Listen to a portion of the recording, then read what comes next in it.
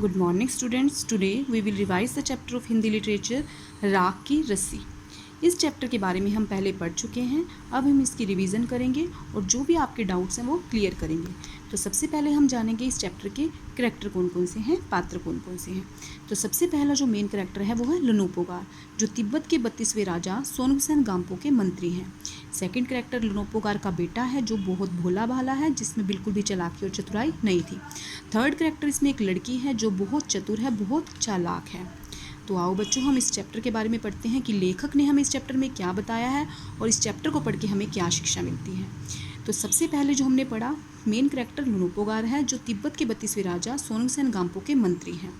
वे बहुत ही चालाकी और हाजिर जवाबी के लिए दूर दूर तक मशहूर थे और उनके सामने कोई टिकता न था।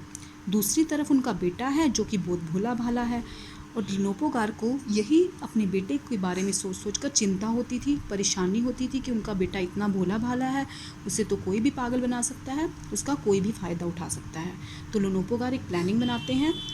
वो अगले दिन अपने बेटे को 100 भेड़ें देते हुए कहते हैं कि तुम इन्हें शहर लेकर जाओ, मगर इन्हें मारना नहीं, बेचना नहीं, इन्हें वापस लाना है 100 जौ के बोरों के साथ। अगर तुमने ऐसा नहीं किया तो मैं तुम्हें घर में घुसने नहीं दूंगा। अब लुनोपोगार जो है वो का बेटा चिंता में पड़ जाता है। वह सोचता है कि मेरे पास तो इतने पैसे भी नहीं हैं कि मैं 100 जौ के बोरे खरीद सकूं, और दूसरी तरफ इन भेड़ों को मारना भी नहीं, बेचना भी नहीं, वापस लाना है 100 जौ के बोरों के साथ। तब वो चिंता में पड़ जाता है, परंतु वह शहर की तरफ चल पड़ता है। अब वह एक सड़क के किनारे जाकर बैठ जाता है और सोच विचार करने लग जाता है। तभी वहाँ से एक लड़की गुजर रही होती है। वह उससे पूछती है कि तुम इतने परेशान क्यों हो, तुम इतने दुखी क्यों हो। तो वह सारी अपनी समस्या जो है वह उस लड़की को बता देता है। तभी वह लड़की कहती है कि इसमें परेशान होने वाली क्या बात है, इसमें दुखी होने वाली क्या बात है, क्योंकि वह लड़की बहुत समझदार होती है। तो वह कहती है कि मैं तुम्हारी समस्या का हल निकालती हूँ। तुम ऐसा करो, इन भेड़ों के बाल उतारो और इन्हें बाज़ार में जाकर बेचो, और जो पैसे मिलेंगे उससे 100 जौ के बोरे खरीद लेना। लुनोपोगार का बेटा ऐसे ही करता है।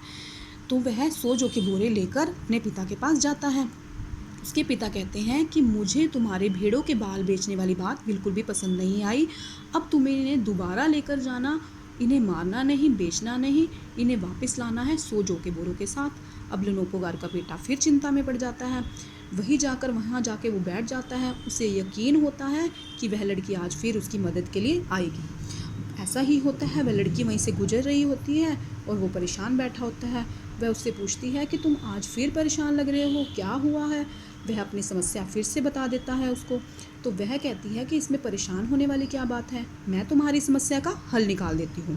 वह कहती है कि तुम अब भेड़ों के सींग काटो, सींग काट के जो पैसे मिलेंगे बाज़ार में जाकर उसे बेचो, और जो पैसे मिलेंगे उससे 100 जौ के बोरे खरीद लेना। अब लुनोपोगार का बेटा ऐसे ही करता है, भेड़ों के सींग काटता है और उसे बाज़ार में जाकर बेचकर उससे 100 जौ के बोरे खरीद लेता है। अब वह अपने पिता को दे देता है। उसके पिता बोलते हैं कि अब तुम उन लड़की को जाकर कहो कि वह मुझे 9 हाथ लंबी राख की रस्सी बना के दे, 9 हाथ लंबी राख की रस्सी। तो वह लुनोपोगार का जो बेटा होता है वह लड़की को जाकर अपने पिता का संदेश दे देता है। अब वह लड़की कहती है मेरी भी एक शर्त है। अब वो शर्त क्या रखती है, वो कहती है रस्सी तो मैं बना दूंगी, पर तुम्हारे पिता को वह रस्सी गले में पहननी होगी। लुनोपोगार सोचता है कि रस्सी बनाना तो दूर है, उसे बनाना ही असंभव है, तो पहनना तो बड़ी दूर की बात है। तो वह उनकी शर्त मान लेता है। अब वह लड़की क्या करती है, पत्थर की सील पर वह रस्सी को रखती है और उसे जला देती है। रस्सी जल जाती है, परंतु रस्सी के आकार की राख बच जाती है। अब सील का मतलब होता है पत्थर। पत्थर के ऊपर रस्सी रखी और उसे जलाया, और वो वैसी ही रस्सी की शेप की राख जो है वो बच जाती है। अब वह जाकर रस्सी समेत लुनोपोगार के पास ले जाती है और उसे गले में पहनने के लिए कहती है। अब लुनोपोगार बड़ा हैरान होता है। वह कहते हैं वो बड़ा देख के हैरान हो जाता है कि ये तो रस्सी बन गई है। अब इसे हाथ पहनना तो दूर, इसे हाथ भी नहीं लगा सकता वो। तो वह उसकी समझदारी पर बहुत खुश होता है और अपने बेटे की शादी का प्रस्ताव उस लड़की के सामने रखता है और दोनों की शादी कर देता है।